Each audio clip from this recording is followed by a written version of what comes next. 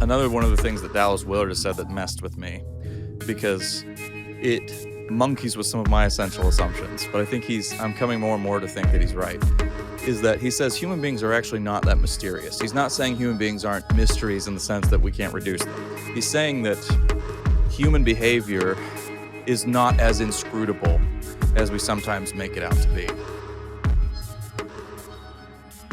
Hello and welcome to Thinking Out Loud. I'm your co-host, Nathan Rittenhouse. And I'm your co-host, Cameron McAllister. And for those of you who have been listening along, our last podcast was on the moral necessity of being wrong. And so it's fitting that we jump into this podcast with a discussion of whether or not we were wrong about something. So one of you thoughtful listeners wrote into us, and I would have to say that probably the Amy Grant episode got, statistically more feedback than some of the other ones. People by and large found that helpful. But one of you wrote in with what I thought was an interesting idea of saying, hey, be careful there, guys, of attributing kind of this, because we kind of said, look, if you're going to be a celebrity today, you kind of sort of have to capitulate to the modern mood. And the listener thought that maybe we were misjudging Amy Grant's motives for the decisions that she was making. So he would say, I think if I'm getting this right, that, look, she can have a misguided idea, but have reached that conclusion through a way other than cultural capitulation. And that is, there's merit to that. So I mentioned that to Cameron. I said, yeah, I think this is a good idea. We do want to be careful. And in fact, there are a bunch of other topics, particularly around evangelicalism and evaluating other people's motives, where you have kind of, here's what somebody is saying, but here's kind of why we actually think they're doing that. And what's the degree to which that's possible to actually, okay, you can't know somebody else's heart, but can you take a pretty good guess based on a cultural mood of why they're doing something? That's the question that was submitted to us that I think was a very generous pushback and is a bit legitimate. But then when Cameron and I got to talking about it, Cameron, you said you've changed your mind on that recently. So yeah, let's hear it. Let's Let's have it out. Yeah. No, I appreciate that feedback as well, and love that we have thoughtful listeners who are carefully parsing what we're saying. And can I interrupt you? So this is one of the one things here when you said about careful listeners is, and I think this is a really healthy sign, that when people write in and disagree with us, they don't go like, well, except for sometimes like, I'm never listening to you guys again, bunch of heretics, okay, that's a very tiny percentage of the ranting. For the most part, you guys are like, hey, think about this. I'm going to continue listening along with you, but be careful here. And to me, that's a much more mature level of engagement when you're, so we appreciate people who are interested in helping us grow as well, not just in being right themselves. So thanks, listening people. Yes. More of that. May your tribe increase.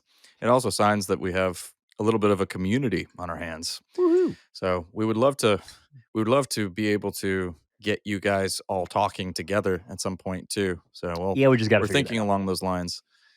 But yeah, my mind has changed a little bit on this one. So ironically, this is an objection that I raised a few times back when I was reading the work of Carl Trueman in particular. So for those of you who don't know, Carl Trueman is a church historian. He teaches at Grove City College, I believe.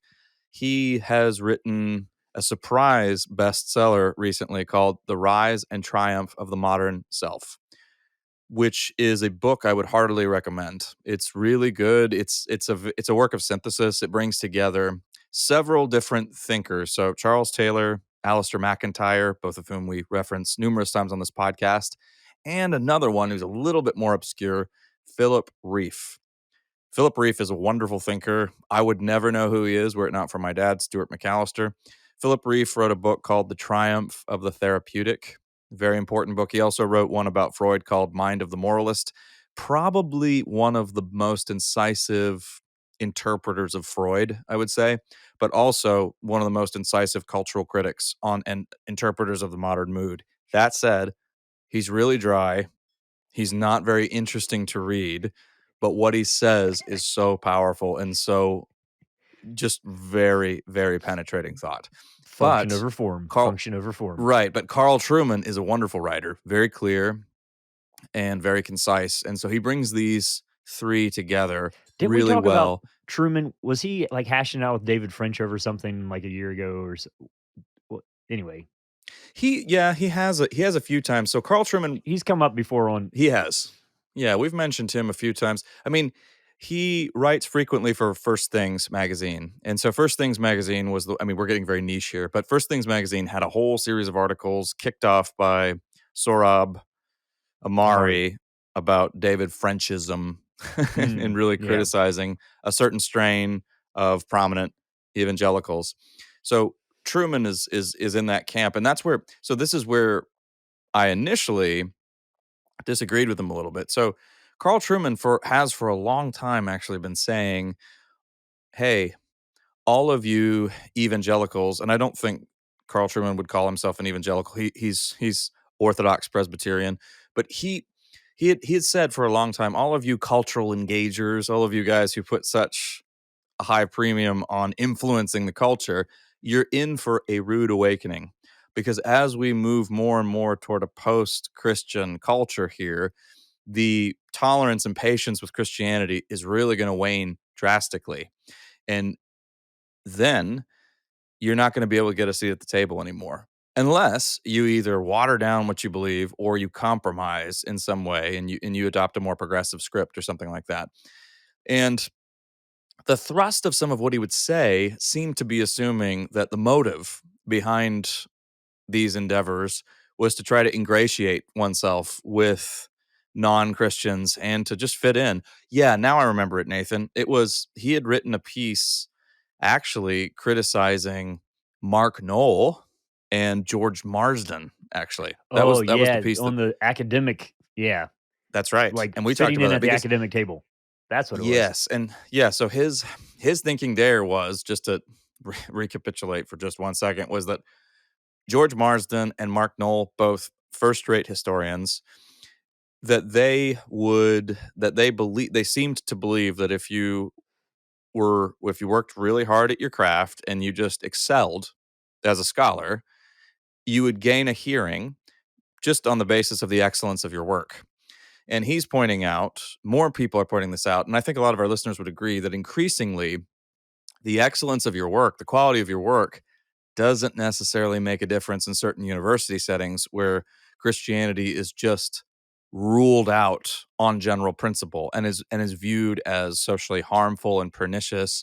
And it doesn't matter how skilled you are, it doesn't matter how winsome you are. And so one of the other examples that they often point to was, if you can remember all the way back, I don't remember the precise date for this, but Tim Keller was nominated, and actually no, he had won the Abraham Kuyper Award Oh, at yeah. Princeton University. And so he was invited to come give a lecture for that. But then the award was rescinded, I think they wanted to disinvite him as well. He went ahead and, I think it was all coordinated, but essentially the award was rescinded because of his views on sexual ethics and female ordination. That was the Mhm. basis of the award being rescinded. That happened. He came and delivered the lecture, but he was not given the award. So that was used as an example of the kind of the changing tide. Okay, So can I say something here? yeah, please do. I've muttered. I I've would just kind say of talked a that lot if you there. are still listening to this podcast, you're an amazing person because we are on the footnote of the footnote of the footnote and the I cross think that's reference an to the insult footnote. to me. No, there's like really, really, really rich If content Cameron here. hasn't lost you yet, Yeah.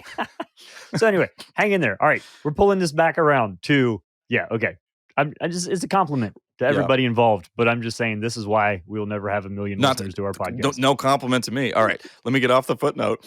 All right, look, so Truman has basically said that a big motivation here is to try to get a seat at the table to fit in with the cool kids, so that Christianity gains a public hearing, but also just so that you're taken seriously by the secular world. And so I had a problem with that at first because I thought, you're assuming that the heart and the motivations of these people in what they're doing, and that might not necessarily be the case. I've come to sympathize with his position a little bit more because, first of all, I think that we are entering what would be called a negative cultural moment in the sense that Christianity is viewed as socially harmful, I think, by our Mhm. cultural elites. That's not true of everybody on the ground in small town America or anything like that, but certainly in our elite sectors, I think it's pretty indisputable that that is the case. And I think we've got sometimes, I've come to recognize in myself that I think I sometimes construe this as a bit of a false dilemma because I say, well, we can't have access to a person's heart. We can't know their inner motivations. That's true. Absolutely. It is sacrosanct that we can't, another person's heart is not completely revealed to us. It's completely revealed to Christ alone. However, it is partially available to us. Other human beings are not totally inscrutable. Now, they are mysteries in the sense that we can't reduce them, even though we, sadly, to our own detriment, often do reduce people to caricatures in our mind, but they aren't caricatures and they are available to us. And so I think we have to balance the biblical principles I would keep operative here is we have to balance on the one hand that we don't have full access to another person's heart, but we also will know people by their fruits. And Or their so words. we and I their mean, words. So we know in a technical people. age, we have what people have said about what they believe about things, and that means something. Right. And so we know people based on the ways in which they reveal themselves to the world and to us.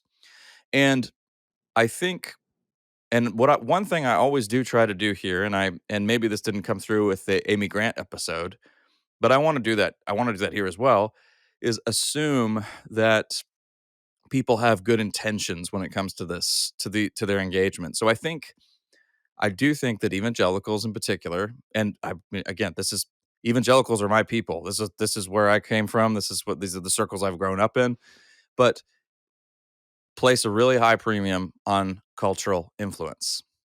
And the notion of being a Christian celebrity is still carries this massive mystique. I mean, I can give you a recent example. Justin Bieber.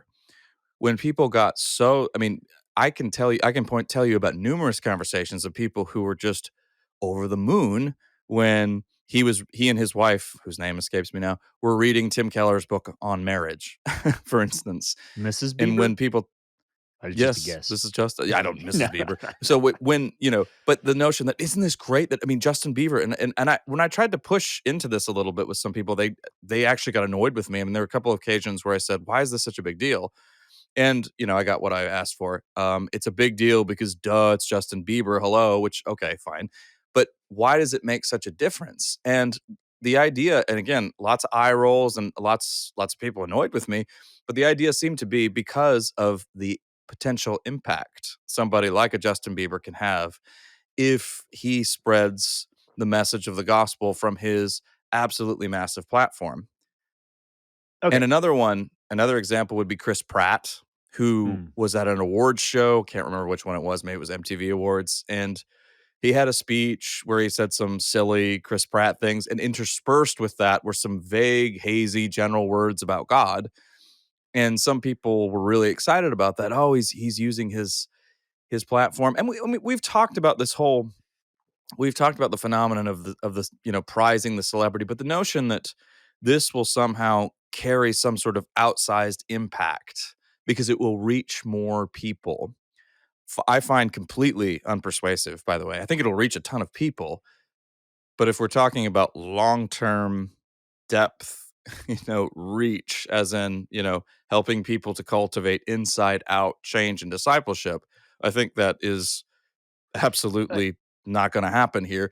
So yeah, I didn't touch the motivations thing too much, but the motivation seems to be if we can leverage that influence in a positive way, then we can reach a lot of people. So what do you do when the cultural moment turns completely and views Christianity as socially harmful?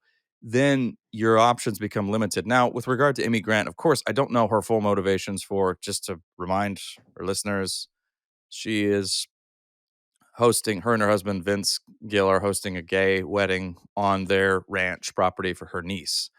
I mean, I think she loves her niece. I mean, there's going to be one big motivation. She's expressed quite a lot of sympathy and affirmation for the LGBTQIA plus community as well. Now, if we take her on the basis of her words there, those are I mean, those are clearly acts of cultural capitulation. Okay, hang on. But this is where the pushback Yeah. comes in, though, and so where I want to say, Yeah, let's do it. um, is the problem the possibility that rarely are our motives have single streams of causation? So, Certainly, yeah. is this not a just the complexity of part of what it means to be human to say you can have a well-reasoned yeah, so she can say it's out of love for my niece, it's out of my understanding of scripture, it's out of what God is speaking to me, it's out of what I saw during a psychedelic trip. I mean, I don't know, like just pick your reason for Right. something. And by the way, that last one I just threw in there, she didn't say that. Um, and because culturally, this seems to be where things are going. So it seems multivariable to Yeah. me. Um, Well, it has to be. Well, we're all mixed bags of motives, and human beings I mean, we are rich and highly complex but I'm in our I'm makeup. struck by I interrupted you when you were saying something important about you'll know them by their fruit. And so, is there a sense in Mhm. which, like, if this fruit is produced, to what degree does it matter how that fruit is produced? Like, if this is bad fruit, Right. uh, Well, let's where comes also the need to figure out the let's just be realistic here for a second too and bring in some salient facts. I don't and this could run the risk of sounding cynical, but I actually don't think it is because again, if we're looking at actual factors and public behavior, it makes sense to evaluate what goes on here. So, Amy Grant, for reasons that are a little bit mysterious to me, has a big LGBTQIA plus following, which surprised me. I did not know that. Now, that means that if she were to now, again, I'm sensitive to the fact that if somebody is a celebrity and happens to be a Christian, that there's this tremendous public pressure for them to sound off on all culturally controversial topics. So I don't think that necessarily has to happen. I remember years ago there was an interview with Eugene Peterson and the reporter just asked him every hot button question that there was. And it felt tacky to me and it was because it wasn't even relevant to the subject of the actual interview. So I'm sensitive to that, but there is a time and a place where some of these issues do come up. And what I would say here is if that's true that she has this is part of her constituency, there would be a serious social cost and a financial cost to her taking a stance for a traditional view, Christian view of marriage. I don't even want to say traditional, the Christian view of marriage, the biblical view of marriage. And she has not. And she made also some further statements about a vague statement about, Jesus commanding us to love people, and that's pretty simple. And of course, it is in the sense that we're called to love people, but of course, love doesn't preclude telling the truth. Of course, it's going to be different it's going to vary on how you do that because person to person doesn't preclude confrontation and it doesn't preclude taking a stand for what is true. So that those are some of the instances. That's the fruit that's in question here. And so while not having full access to her heart, these are not good statements. And she's in a position, I think, to make better statements. well, okay, hang on. So this is all right. Let me be a little curmudgeon here. Do you realistically have an expectation for her to do other than what she did?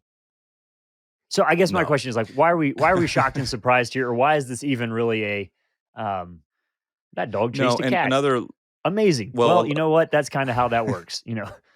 yes. Yeah, yeah. No, I mean and she's I mean, again, without getting into too much detail, this is not the first time that Amy Grant has courted controversy. So, Well, that's yeah. ye So so, yes, it's not so surprising, no, but I think, yeah, again, I would say there is room to make, I think, firm statements with regard to what Amy Grant has said. This is one of those instances where we can practice that fine art, so so lost today of separating the behavior from the actual person, or what we believe to be harmful ideas from the person.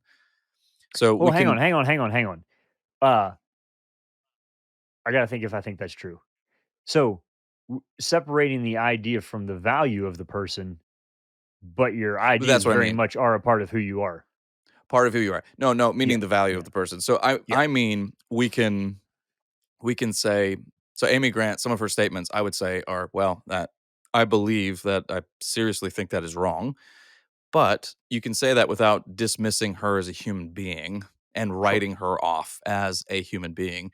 And it might just come to the place where one could just say, I have I have serious, essential, and maybe disagreements with this person, in this case, Amy Grant, but I still view her. I mean, I still am not writing her off as a human being, obviously not, but we must agree to disagree Based not off of speculation, but off of what she says and based does. off of what she has said. Yes, publicly.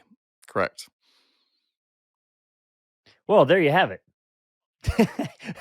So, well, I'm trying to decide what have we answered here. So, if I'm going back through the main argument of saying yes, we do need to be careful in judging other people's motives. Um, you're arguing actually humans are fairly readable and oftentimes give us great clues Yes. into what their the real reason for their motivations actually are. So go with that. Um, Also recognize that people are totally contextualized, and we look at some of what's going on in the world around us all, and then that makes some of our decisions less surprising. There's That we so look at the it's a fruit. balance. Yep, Yeah, it's a balancing act. So I want to another one of the things that Dallas Willard has said that messed with me, because it monkeys with some of my essential assumptions, but I think I'm coming more and more to think that he's right, is that he says human beings are actually not that mysterious. He's not saying human beings aren't mysteries in the sense that we can't reduce them. He's saying that human behavior and is not as inscrutable as we sometimes make it out to be. So that just means that we can understand one another. Real communication is possible. we're Can not we as know all private the as we full? think we are. Correct. Can we know all the full motivations? No. But also notice here that I am doing, in this instance, I'm doing Amy Grant the courtesy of taking her at her words. I'm taking her words seriously. And instead, so I think there is another version of this where you, in an effort to try to assume the best about somebody, or to just or just to assume that you have no access to their heart, you can't ever know, you end up actually not taking what they've said seriously. You sort of say, well, she, she probably didn't really mean that. Obviously that's a complete departure from the biblical view of love and marriage, but that actually doesn't do full honor to the person. In this case, I would say we're taking Amy Grant at her word. We're taking her word seriously. We're assuming that she means what she says about love, and that her actions are highly intentional. And we're saying, yeah, we disagree. We think it's wrong. But I mean, again, it is it's a time where I think we're going to see more and more of that, because if your convictions come with a high social cost, that's really going to hit people who are celebrities quite hard. It'll slam into them because they're operating in sectors and spheres where their publicists are going to be haranguing them Hmm. if they make certain statements on Twitter or to the press.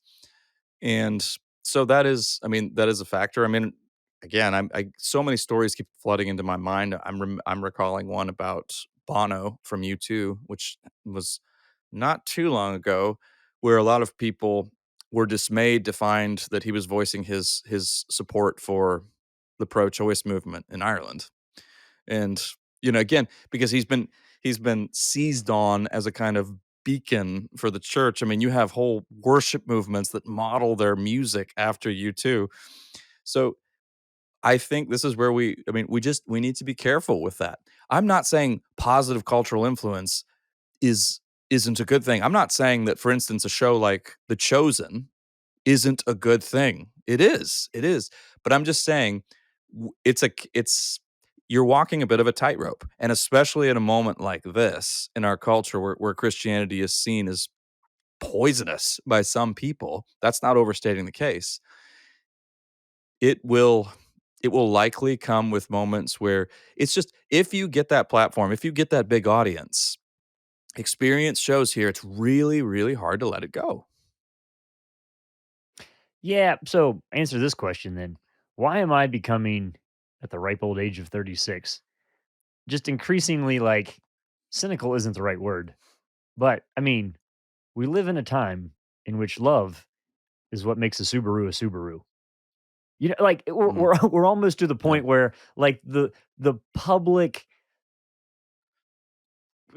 celebrity like world of engagement and definition and theorizing and theologizing and politicizing is almost becoming mockable to the point of Mhm. and unproductive to the point of h- yeah. So what's the degree to Yep. which I should care about half of this stuff, Cameron? Well, I think your mood is reflective of a broader change that's happening, and I think it's a change for the better. So that's a that's my way of saying I don't think you should care that much about it.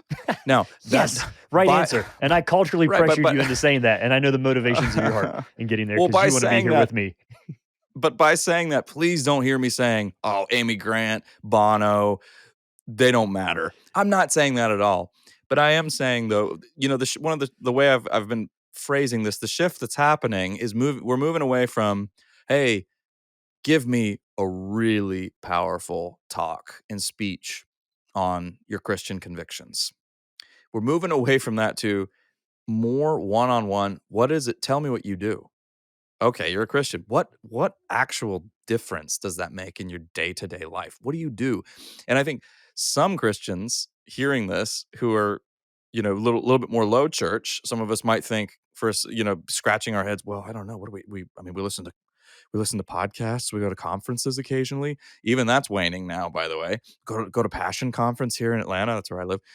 Well, you know, and just to give you a point of comparison, so what does a devout Muslim do? Well, you know what a devout Muslim does. They have a very specific set of practices, or even what does a Catholic do? It's a very very specific set of practices. Catholic, they go if they're a good Catholic, they go to mass. They go to confession. As uncomfortable as that is, so this is leaning into actual habit and virtue and depth. And that can't happen from a massive platform. You can maybe get hints of that. You Yeah, can maybe okay. get a So little but taste of that, but the reason is that you have this really weird disparity of like people feel like they know celebrities because they know about the celebrity. And so the challenge for us is to speak about somebody who we don't really know about, and that is opening us up mhm, to not being mhm. able to judge their motives correctly. And so some of it Fair. is just Yep. the nature of the beast where um I think I could speak if somebody asked a question about Cameron's motivation for doing something, I could give a far more intelligent Mhm, reply to that than I can for Amy Grant, just because of the nature of our relationship. So, and same thing with your people in your family, in your church, in your neighborhood. There are degrees of knowledge of knowing people that kind of a solely digital online celebrity level. I think that's mhm. part of the like, it just seems so thin to me that Well, and I think that's a good way to kind of wrap this up, Nathan, because you're right. Your your actual this is, by the way, why your actual pastor needs to be the main pastor you're listening to. mhm. Not your quote favorite pastor. You go to church on Sunday, but then you think, oh, well, now I can get my Alistair Begg fix or whoever that person is. I'm not saying you shouldn't that you can't ever listen to these people. I'm saying that you probably ought to less though. If those guys are, if you have somebody else replacing the voice of your actual pastor, because Alistair Begg, good chance Alistair Begg is a total stranger to you. But your pastor, unglamorous as he may be, is not. And same with your congregation, your church, the people that where the stakes are higher, your actual community, there you're even less inscrutable. That's what makes it so hard. That's what makes it so annoying because you actually can read facial expressions. You actually do know what's going on in people's lives. The joke I always make at my church is if I teach Sunday school and somebody says, that was that was an excellent and insightful lesson.